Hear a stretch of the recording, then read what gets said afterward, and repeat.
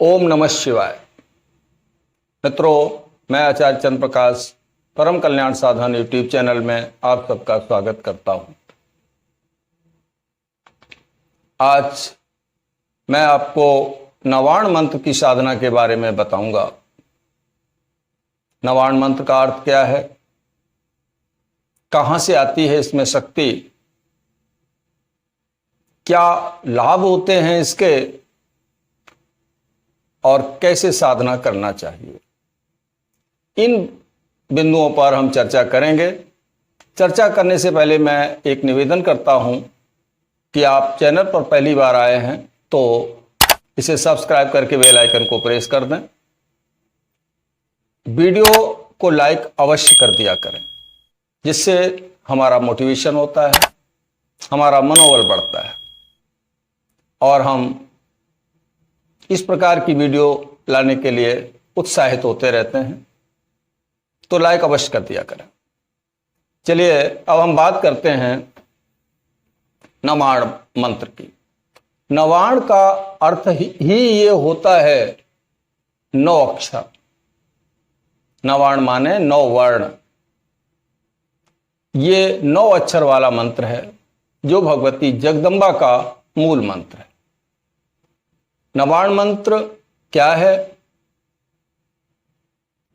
ओम ऐं ह्रीं क्लीं चामुंडाय विच्चे। ओम ऐं ह्रीं क्लीं चामुंडाय विच्चे। ये 9 अक्षर वाला मंत्र है। इसमें ओम जो शब्द आया है वो ब्रह्मांड का प्रतिनिधित्व करता है, तीनों देवताओं का प्रतिनिधित्व करता है, ब्रह्मा विष्णु महेश का। और ये एक ब्रह्मांडी धुन है जो संपूर्ण सृष्टि को कंट्रोल में किए हुए है। उत्पत्ति, स्थिति और विनाश इस धुन के द्वारा, इस ओम के द्वारा ही हुआ करता है, जिसे 3 देवता संचालित करते हैं, ब्रह्मा विष्णु और महेश। इसके बाद ऐं आता है। ऐं ये महासरस्वती का प्रतीक है। ह्रीं महालक्ष्मी का प्रतीक है और क्लीं महाकाली का प्रतीक है। हालांकि ये भगवान कृष्ण का भी मंत्र है, लेकिन यहां पर यह महाकाली के रूप में ही प्रस्तुत किया गया है। चामुंडाय का अर्थ है चंड मुंड का विनाश करने वाली देवी।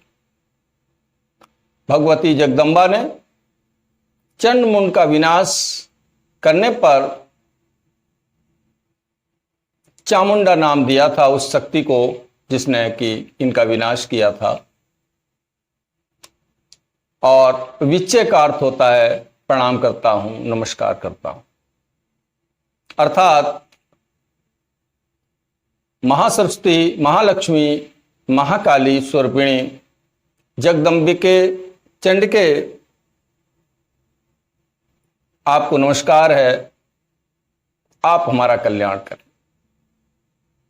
यह इस मंत्र का शाब्दिक अर्थ है। इस मंत्र के देवता 3 देवता हैं, 3 ऋषि हैं, ब्रह्मा विष्णु और महेश। ये इस मंत्र के ऋषि हैं। ऋषि का मतलब होता है जिसने मंत्र की संपूर्ण शक्ति को साक्षात्कार कर लिया हो। तो ये 3 देवता हैं। इनकी शक्ति, इनकी ऊर्जा भी इस मंत्र में समाई हुई है। 3 देवियों की, महासरस्वती, महालक्ष्मी और महाकाली की शक्तियां इसमें समाई हुई हैं। 9 देवी के रूप हैं, 9 देवियों की शक्तियां भी इसके अंदर समाई हुई हैं। इसलिए ये एक परम शक्तिशाली मंत्र बन जाता है। इस मंत्र का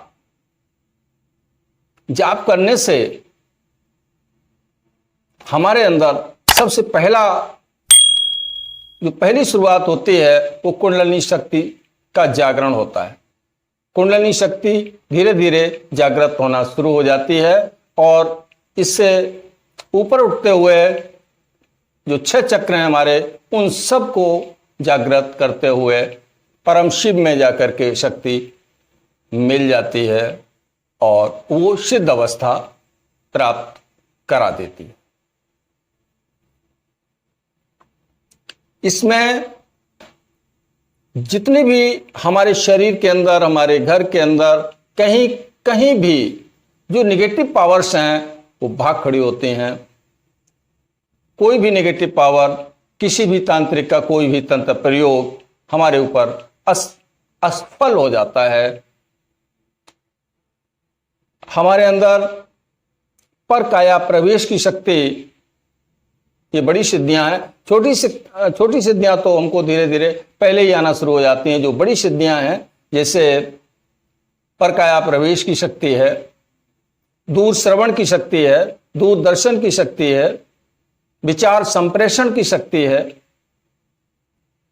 और सबसे बड़ा जो लाभ होता है हमें, वो धर्म, अर्थ, काम और मोक्ष की प्राप्ति ये मंत्र कराता है। इस मंत्र का जाप करने से हमारा शरीर हल्का हो जाता है, हमारा शरीर सुगंधित हो जाता है, हमें तीनों कालों का ज्ञान होना शुरू हो जाता है और साथ ही साथ हमारी वाणी सिद्ध हो जाती है। श्राप और वरदान देने की शक्ति आ जाती है। लेकिन ये सब एक दिन में नहीं होता है, ये ध्यान रखने की बात। इसका सबसे अच्छा समय होता है नवदुर्गा का, नवरात्रियों का। नवरात्रियों में ये मंत्र बड़ी आसानी से सिद्ध होता आया है। प्राचीन काल में ऋषि इन्हें 9 दिन में ही सिद्ध कर लिया करते थे, लेकिन आज परिस्थितियां बदलने के कारण हम 9 दिन में इसको सिद्ध नहीं कर पाते हैं, क्योंकि वातावरण बदल चुका है। इसके लिए हमें चाहिए कि हम एक निश्चित परिमाण में माला के द्वारा जाप करना शुरू करें। कितना जाप कर सकते हैं, ये हमारी अपनी सामर्थ्य के ऊपर निर्भर करता है।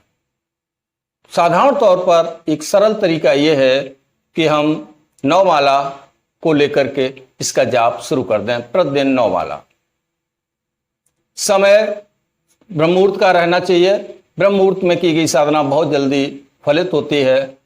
इसके साथ में इतना ही महत्वपूर्ण समय रात्रि का भी होता है, जो 11 बजे से शुरू होता है और 1 बजे तक का समय। रात्रिकालीन जब हम साधना करते हैं तो हमें बहुत जल्दी सिद्धि की प्राप्ति होती है, क्योंकि उस समय सारी शक्तियां जागृत अवस्था में होती हैं।